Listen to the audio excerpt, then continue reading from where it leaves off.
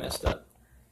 So what I had just done, literally not 2 seconds ago, was I had showed you guys the 2 baits before I done some work to them. I showed you what they look like, and I was going to show you before, middle, and after. Like after it's all done later on in the month.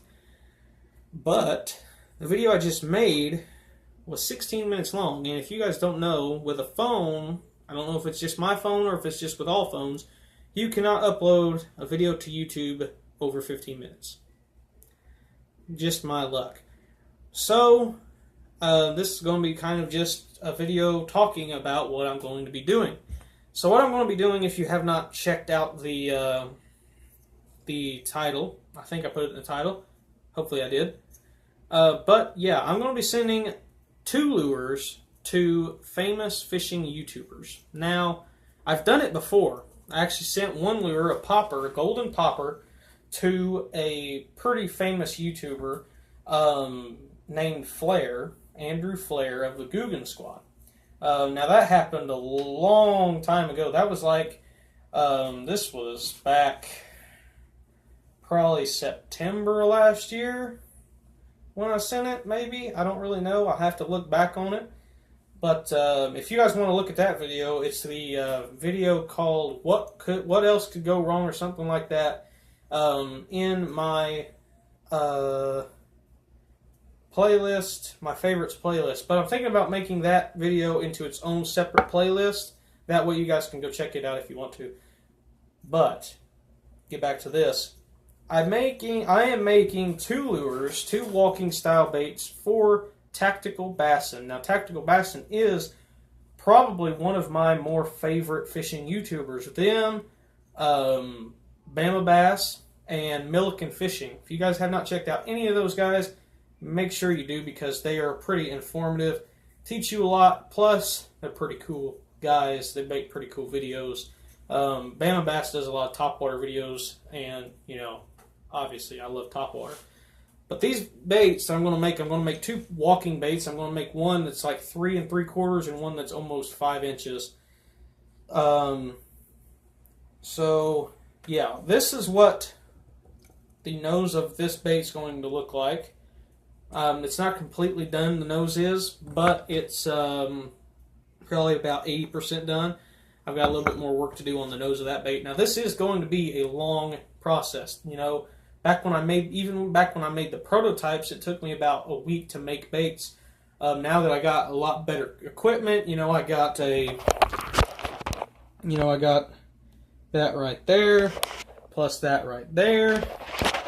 You know, now that I got better tools, now we've had that for a while before I started making lures, but I saved up, and my dad saved up. You know, we kind of halfway chipped in to get that belt sander, and so now that I got some better tools, and I'm not just using a knife, kind of like this one, not this one exactly, but kind of like that one, to, you know, whittle the lures. You know, back when I used to whittle the lures, it took me forever because it would take me like a whole night just to whittle one end of it and not mess it up. So now that I got some better tools, you know, I can cut them with that, you know, I can sand them down with that. It happens pretty quick, but it's still going to be a long process because, you know, any time that I'm going to send out lures, I'm going to try to make them as best as possible. I'm going to try to make them as best of lures I've ever made. You know, the lure that I sent to Flair was probably one or two on the top lures I had ever made back then. Now, that was back when I started making them with a knife.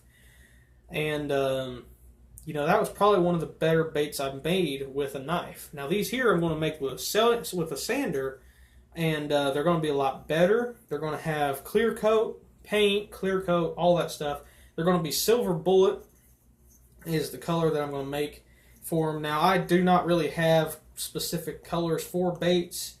You know, I have mainly silver bullet, black and white, and I also have sort of a bluegill color that I made myself. Basically what I do is I paint the top of it brown, middle of it silver, and the belly of it orange, just because that's what kind of bluegill I got around here. I've made 2 baits like that. Then I got, like a frog style. I got one that's lime green with a bunch of brown dots all over it. But yeah, these here are going to be in the silver bullet color, which is mainly just all silver with a little bit of black on them. The black dot for the, the shad spot. That's going to be pretty cool. And I'm going to put some eagle claw hooks, most likely. I don't really know. I may put different type of hooks on it. I may put either eagle claw, possibly mustads. I don't really know.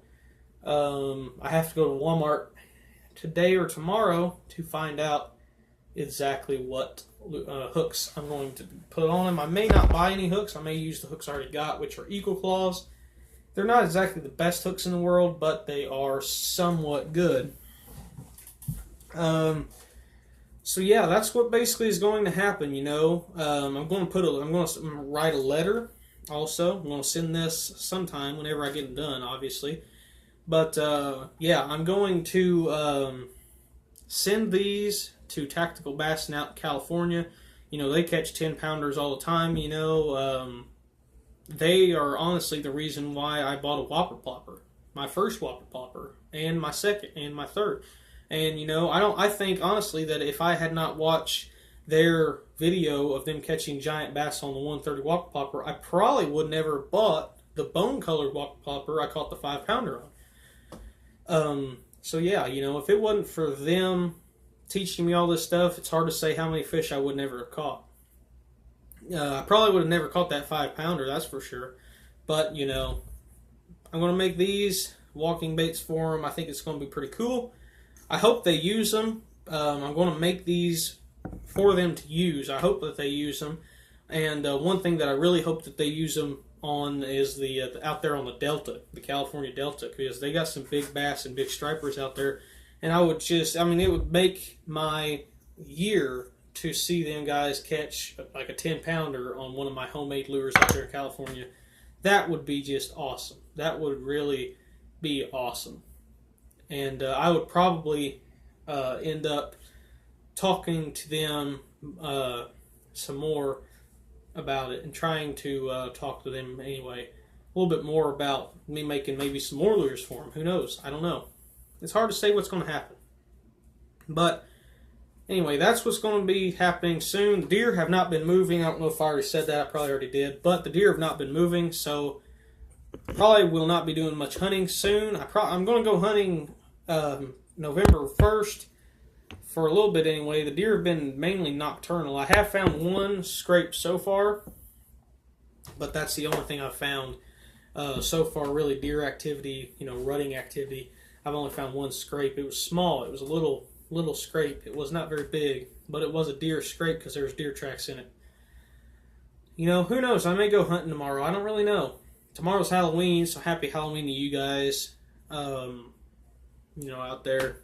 So, anyway, thanks for watching. Hope you guys like this video. If you do, make sure you push the like button and comment down below if you like these type of videos. If you do, I will make sure to do some more. I'm obviously going to make some more videos of me making these lures for Tacticalbassin because I think it's going to be a really cool series to do. So, yeah, thanks for watching. Bye-bye.